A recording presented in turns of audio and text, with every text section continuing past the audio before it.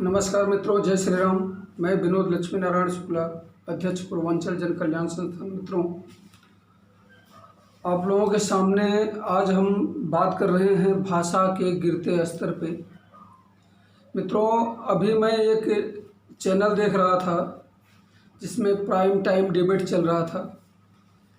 उसमें प्रेम शंकर शुक्ला जी बीजेपी के प्रवक्ता हैं और एक शरीफुद्दीन करके हैं, दीपक चौरसिया जी हैं। डिबेट चल रहा है। जिन शब्दों का इस्तेमाल कर रहे हैं ये, जिस तरह से डिबेट की गरिमा को ठेस पहुंचाई है इन लोगों ने, इनको देख करके ये कहीं से भी नहीं लगता कि ये पढ़े लिखे लोग डिबेट कर रहे हैं या ये सामाजिक स्तर के लोग डिबेट कर रहे हैं या ये समाज के एक वो हैं, क्या कहते हैं, दर्पण हैं। ये इनको देख करके लोग इनका अनुसरण करते हैं। ऐसे लोग डिबेट कर रहे हैं ऐसा महसूस नहीं होता। ऐसे लग रहा था कि जैसे दो कुत्ते आपस में भिड़ गए हो, काट रहे हो। जिस तरह से शब्दों की गरिमा को ठेस पहुंचाई है, निजी जिंदगी में खुद के ऊपर हमला करते हुए कोई एक कह रहा है कि तू मिल जा कहीं पे तो तेरे को जूते से मारूंगा, कौवा के जैसा काए काए कर रहा है, तो कोई सुअर की औलाद और माँ बहन की गाली दे रहा है। दोनों का डिबेट देख करके इतना दुख हुआ कि इतना स्तर गिरा करके डिबेट ये राजनीति कहाँ लेके जा रही है। पहली गलती तो डिबेट कराने वाले की है कि वो किस तरह से डिबेट करा रहा है। आजकल डिबेट में कहीं भी न बेरोजगारी का मुद्दा दिखता है, न गरीबी का मुद्दा दिखता है, न हत्या, बलात्कार, अपहरण, लूट, इतने अराजकता फैली हुई है। देश किस हालत में है, महामारी के कंडीशन से जूझ रहा है। कभी भी इन हालातों के ऊपर चर्चा नहीं होती, इनके ऊपर डिबेट नहीं होता। डिबेट होता है हिंदू मुसलमान, चाइना पाकिस्तान। इनके डिबेट का यही काम है, हिंदू मुसलमान और चाइना पाकिस्तान। लोगों को आपस में कितना लड़ा दें कि हिंदू मुसलमान एक दूसरे को काट के खा जाए। ये चाहते क्या हैं, क्या करना चाहते हैं, समझ में नहीं आता। कि जिस तरह की भाषा का इन्होंने इस्तेमाल किया कि लोग अगर परिवार के साथ बैठे हों तो शर्म आ जाए कि ऐसी भाषा का इस्तेमाल इन लोगों ने डिबेट में किया है, जिसे पूरा देश देख रहा है। और पूरा देश देख रहा है, सुन रहा है, समझ रहा है इनको कि ये क्या कर रहे हैं, क्या करना चाहते हैं। आज चारों तरफ इनके नाम पर थू थू मची हुई है, सब थूक रहे हैं उनके ऊपर।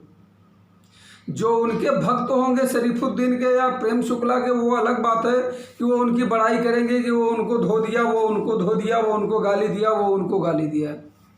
लेकिन जो समान विचारधारा के लोग हैं वो तो दोनों के ऊपर थूक रहे हैं।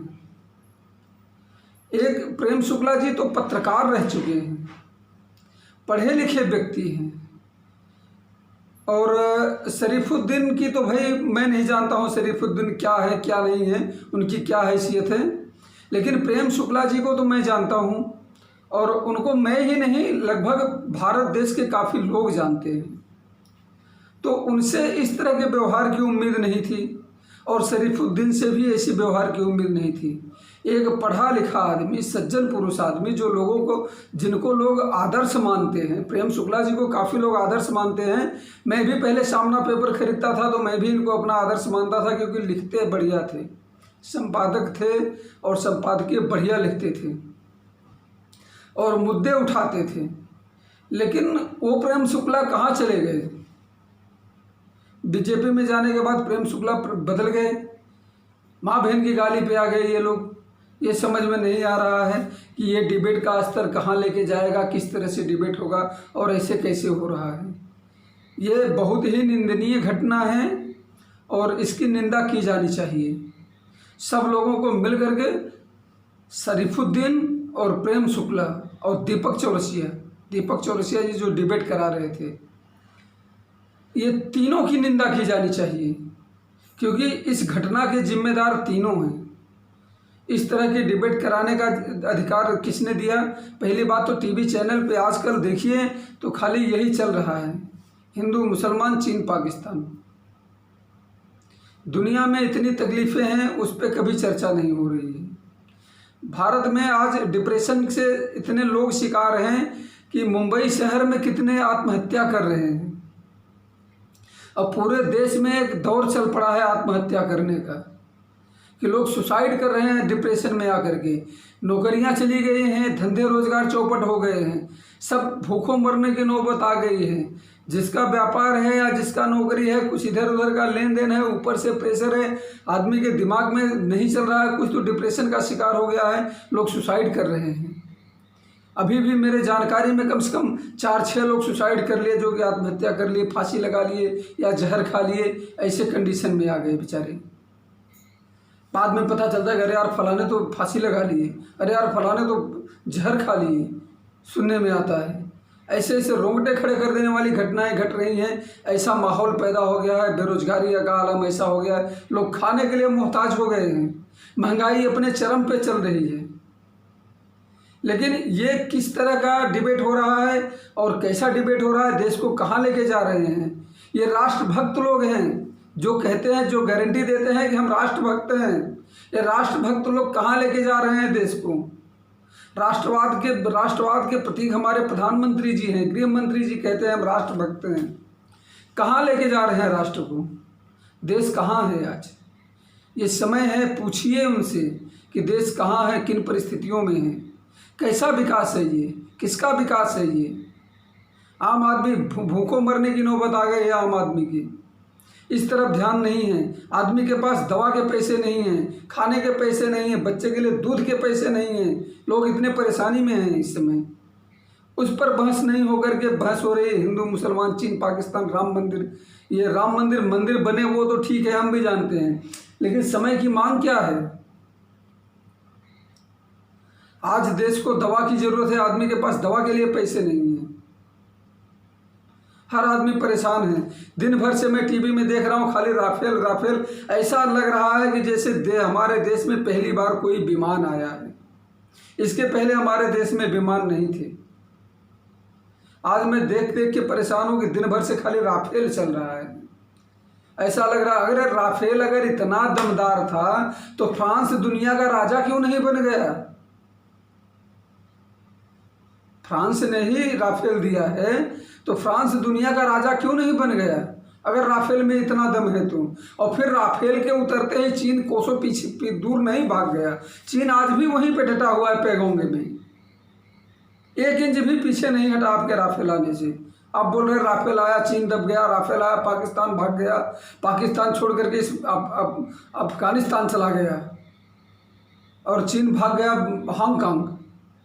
अरे जो जहाँ है वहीं है। आपके पास राफेल आया है तो उनके पास भी कुछ होगा ही होगा। इसका इतना अफवाह, इतना रूमर उड़ाने की जरूरत नहीं। बहुत बड़ी वो नहीं है। हमारे देश ने इसको नहीं बनाया, हमारे देश ने खरीदा है। बनाया होता तो बात अलग थी, लेकिन खरीदा है हमने, बनाया नहीं है कि राफेल आ गया तो हम जीत गए। हमने खरीदा है, हमने खरीदा है तो आया है तो जिसका जो काम है वो करेगा। उसमें इतना हाय तौबा मचाने की ज़रूरत नहीं कि ये देखो लैंडिंग हो रहा है, ये देखो वो हो रहा है। किसी चीज़ को इतना बड़ा प्रोजेक्ट करने की ज़रूरत नहीं है। हमारे देश का पैसा लगा है तो आएगा ही आएगा, आएगा तो हमारे देश में ही आएगा, क्योंकि हमारे देश ने उसको पे किया है फ्रांस को। हाँ ठीक है कि आधुनिक युग का विमान है, अच्छी बात है हमारे देश में शामिल हुआ, लेकिन इससे भी अच्छी बात होती कि हमारा देश राफेल का निर्माण करता, राफेल हमारे देश में बना होता, ये उससे भी अच्छी बात होती।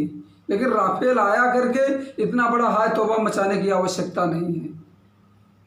जब ज़रूरत होगी, जिस सरकार को ज़रूरत होगी वो खरीदेगा, करेगा। आज अपने देश की हालत देखिए और उस पर चर्चा कीजिए, नहीं तो ये सब बातें बेमानी हैं, बिना मतलब की हैं, बिना ज़रूरत की हैं, कोई ज़रूरत नहीं है। जब आदमी जिंदा बचेगा ही नहीं तो राफेल लेके करेंगे क्या हम? आदमी आज खाने के लिए मर रहा है, ऐसी कंडीशन है।